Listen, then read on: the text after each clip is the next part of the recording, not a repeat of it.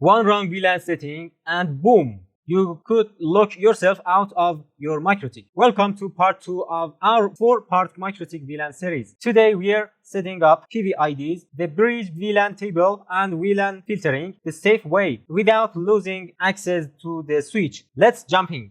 In part 1, we prepared the VMware networks, renamed the switch 1 interfaces, and created the main bridge. We also created a separate interface called MGMT and assigned the address 192.168.56.3 to it.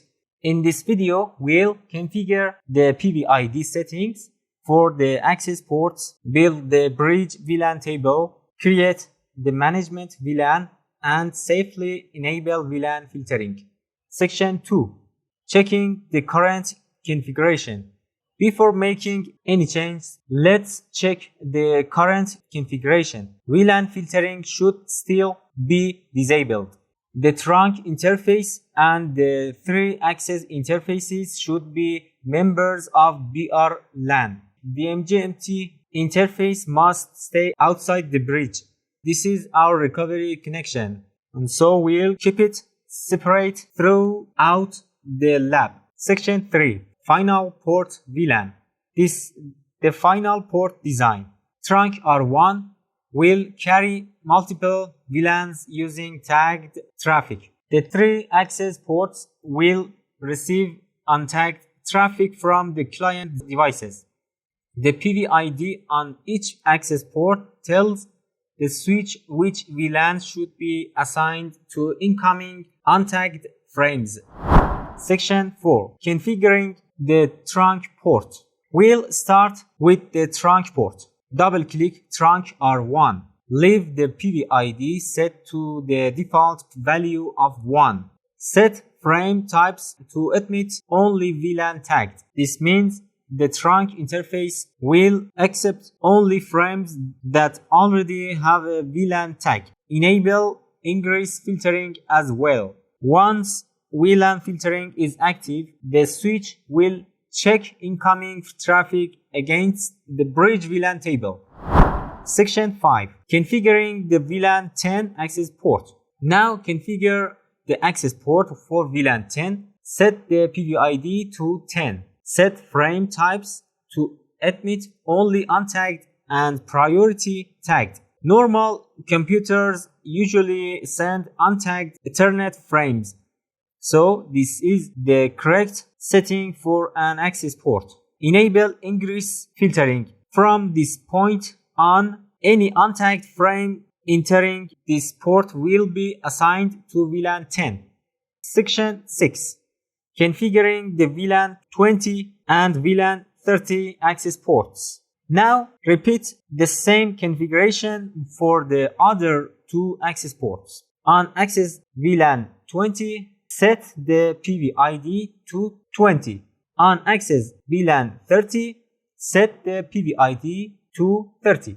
The frame types and ingress filtering setting stay the same on both ports. Section 7. Checking the bridge port settings. Before creating the VLAN table, let's check the PVID values one more time. If a PVID is incorrect, the client connected to that port will be placed in the wrong VLAN. Their trunk port should use PVID 1. The access ports should use PVID 10, 20 and 30. Section 8. Adding VLAN 10 to the Bridge VLAN table. Now we'll build the Bridge VLAN table. Start by adding VLAN 10. Set the bridge to VLAN. Enter 10 as the VLAN ID. Add trunk R1 to the tagged list. Add access VLAN 10 to the untagged list. This means VLAN 10 traffic travels across the trunk with a VLAN tag. When it leaves through the access port, the tag is removed before the frame reaches the client. Section 9. Adding VLAN 20. Now add VLAN 20 using the same pattern. Trunk R1 is the tagged interface. Access VLAN 20 is the untagged interface for this VLAN. Section 10. Adding VLAN 30. Next, add VLAN 30. Trunk R1 carries VLAN 30 as tagged traffic. Access VLAN 30 delivers the traffic to the guest client without a VLAN tag. Section 11. Adding the Management VLAN. VLAN 99 is our Management VLAN. For this VLAN, add both Trunk R1 and VRLAN to the tagged list. Adding VRLAN is important because switch 1 itself will have a VLAN interface inside VLAN 99. Leave the untagged field empty. We don't currently have a dedicated access port for the Management VLAN. Section 12. Checking the Bridge VLAN Table. Before moving on, check the table carefully.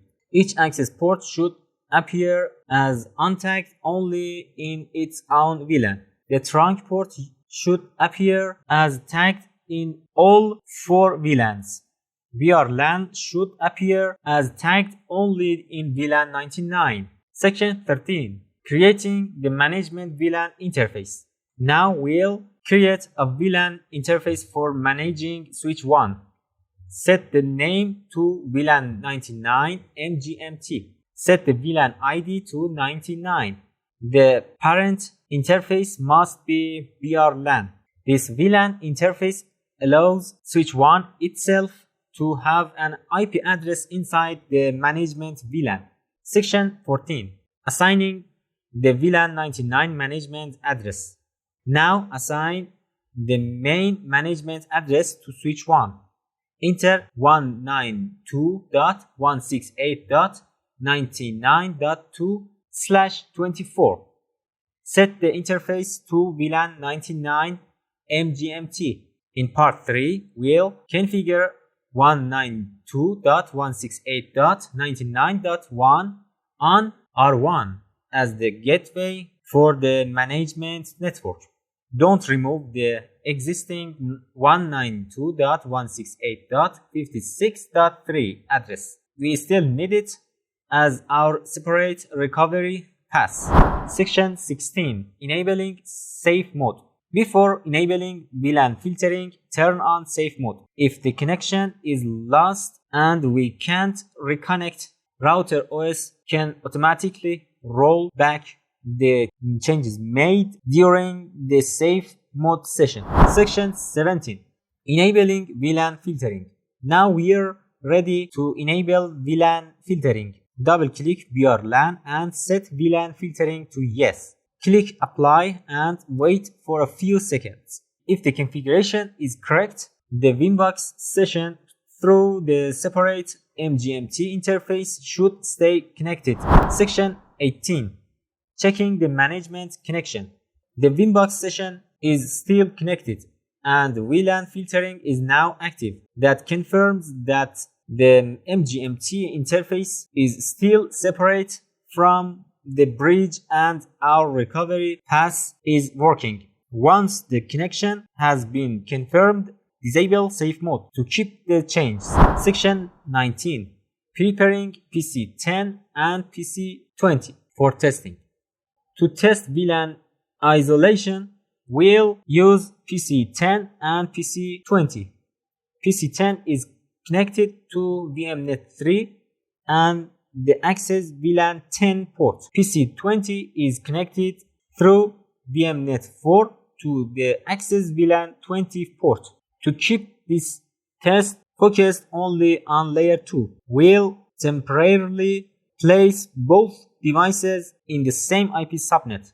Assign 10.10.10.10/24 to PC 10.